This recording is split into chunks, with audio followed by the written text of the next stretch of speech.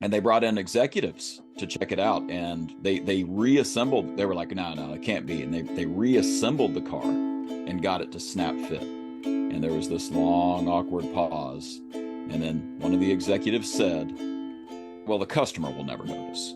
Welcome again to It Doesn't Take a Genius, conversation with introspective perspectives and pithy points of view.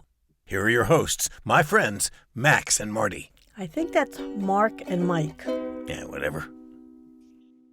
It's just not right. Ramsey!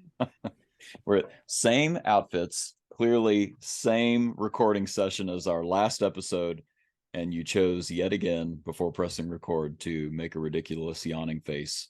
The mind boggles. Anyway, hi Marshall. Stage face. Sure, absolutely.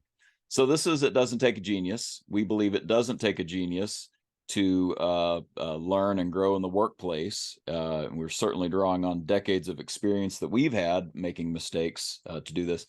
Last episode, we were talking about from the perspective of a new employee, especially a Generation Z employee who's just entering the workforce. And one of the things that we suggested was that you need to, be proactive in how you proactively serve the organization. Don't just check boxes, but really do things that not just go above and beyond, but like get to the purpose behind why we're serving. And that's from the Gen Z new hire employee perspective. But I hear you recently had it from the management perspective, what that looks like. Oh yeah. I did a workshop recently, and there were 14 executive managers. They're running entire businesses, all the same business, and I had them for a 3-day workshop, and it was fascinating. You could tell if they had people back home who were in that serve mindset that you were talking about. And so if you've heard this before, right? If the mark of a good leader is not how well the place runs when they're there. The mark of a good leader is how well does the place run when they're not there. Right. And as somebody just standing in front of the room, you just took just a few minutes just to figure out, all right, who had to jump up and run out of the room every now and then to fight a fire. And then there were managers who, over the course of 3 days, hardly ever checked in. And didn't need to. Their people were handling everything back home absolutely flawlessly. And so, gave you a real sense of, all right, who's built a team that's filled with highly engaged, highly committed people.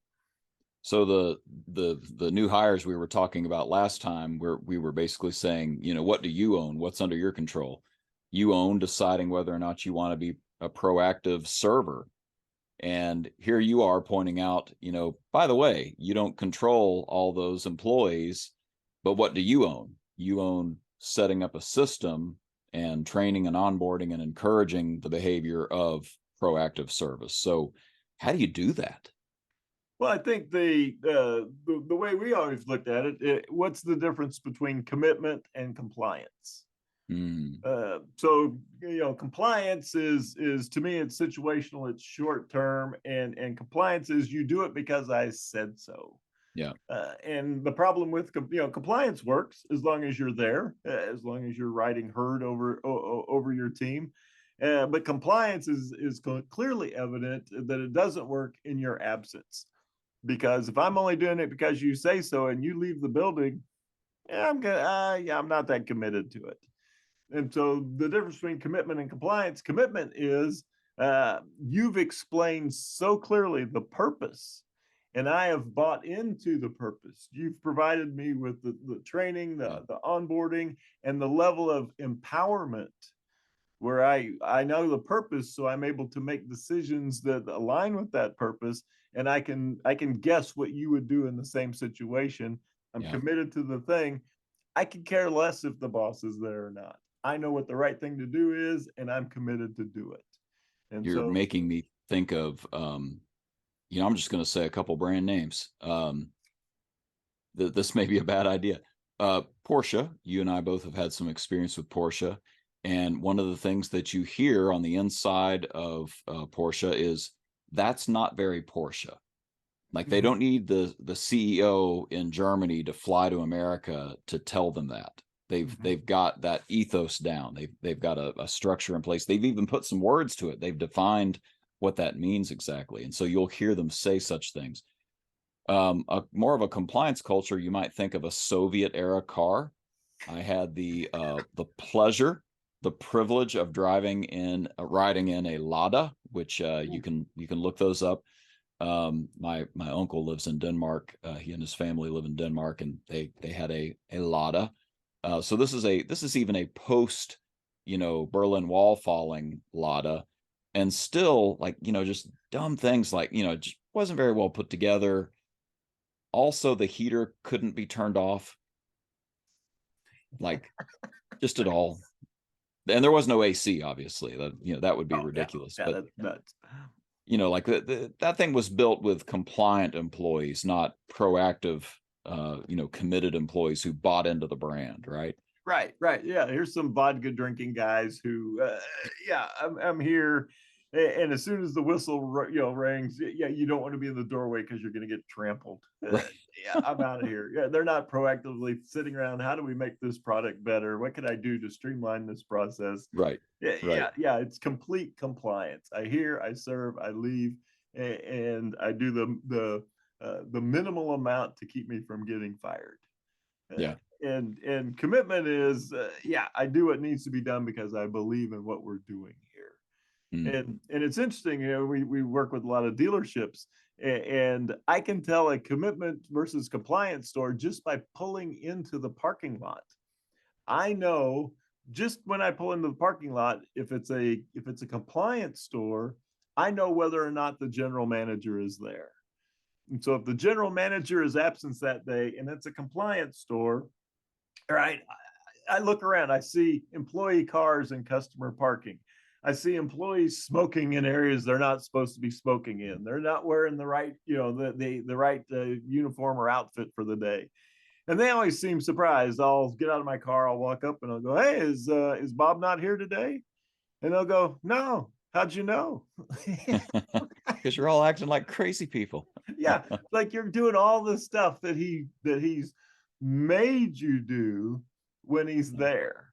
All right. But if you pull up to a commitment store, a store where I understand the purpose, the cause, I'm engaged, and I've all bought into it, you have no idea if the boss is there or not, because people are doing everything that's supposed to be done, and whether they're there or not. And Yeah. so nobody's parking in customer parking. People are wearing the right clothes. They're not doing anything that would create, a bad image for the store. Yeah, it's completely obvious.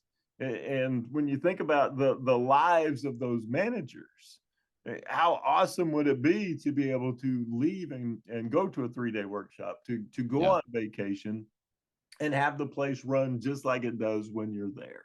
Yeah. 100%. And I loved what you were saying. I'll make this brief, but I've got one more automotive story. The idea that I believe in what we're doing here. There are a number of things that could get you committed. And another one is to be treated as an adult, right? Mm-hmm. Like just the fact that you're being treated as an adult. I can't remember what book this was in, but in the early 80s, Ford brought a bunch of competitors' cars into an assembly plant and had their teams disassemble them. And they were amazed to find that there was one car that was completely snap fit. There was no like rubber mallets needed to get the parts to fit together. And of course, it was Toyota. And they brought in executives to check it out, and they reassembled. They were like, no, it can't be. And they reassembled the car and got it to snap fit. And there was this long, awkward pause. And then one of the executives said, "Well, the customer will never notice." And everybody said, yeah, not a problem. We don't have a problem here. Early 80s, folks, early 80s. Right. That was predating the quality is job one kick that Ford had to get on, because Toyota so owned the ball game by that point. So that was an example, right? Like compliance, it works. The customer will never notice. But how about committed? Like how about making this car as good as it can be?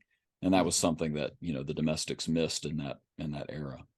Well, and to have, in order to do that, to make that car, you've got to have people who are committed to the cause. That's Uh, right. yeah, I'm completely right. The idea of Kaizen, where continual improvement to whatever we're working on could always be a little bit better, Yep. and we're open to ideas from anybody on how that Yeah. could be. Well, And there then, it is. yeah, There it is, right there. yeah, and acting upon those ideas. So you're sharing them, Yeah. we're acting upon them, and we're celebrating the folks who do that. And then now you've got people leaning in and trying to do their very best work to give of their discretionary effort. And all of a sudden, yeah, you've got incredible market share, incredible profitability, and world domination. I will let this be the final story. I promise. I know a man who worked at the biggest Toyota assembly plant, I believe, in the world, and he was middle management and was a good old boy, from the mountains. And I asked him about some of the quality issues Toyota had in the early 2000s, I guess, the brake issue and so on. And he said things went downhill for a while when the white man took over. Which was his very nice way of saying we stepped off of the system, the Kaizen system, where we honored the employees and went and sought their input and tried to stay committed to quality. We lost that commitment and we suffered for it, but then they got it back, obviously, and he retired happy as a clam. So Oh yeah. Well, and you think about the individualistic nature of Americans, and yep, yeah, you pull yourself up by the bootstraps, or you're the lone entrepreneur, right? We've yep, celebrated that, the cowboy out on his horse, yep, it's and yeah, if we allow that to permeate our organizations, yeah, we get a whole bunch of strong individuals, but we don't get a team. yeah. And we all know that yeah, a group of individuals can be defeated by a team or bested by a team That's right. every time. That's right. 100% right. This is Even good. mountain men can join the team and be super excited about it. Oh yeah, So yeah, commitment can happen. yeah. Sometimes I need to get in the fort with the other guys and work together. Yeah. That's amazing. So yeah, think about right. Just ask yourself, if you're leading a team, um, do you have commitment or compliance? And ask yourself, how well does this place run when I'm not here? Mm. And those two things will give you the signals, and point you in a direction that maybe you need to do something different. And if you don't know where to start, I know a couple of guys who can help. No doubt. No Fun, doubt. fun work. It's Man, really fun work. oh yeah, yeah. Nothing's more fun than building a committed team. Yeah, yeah. That's just good stuff. Yeah. All right, let's turn this over to our announcer. Wrap this up. Take it away, Mr. Wolf. And there you have it, another session of contemporaneous extemporizing from Mark and Mike. I know it's redundant, but consider who we're talking about. As always, feel free to share the ideas you heard here. No rights are reserved, no permissions needed. Thanks. See you next time on It Doesn't Take a Genius. That's good enough.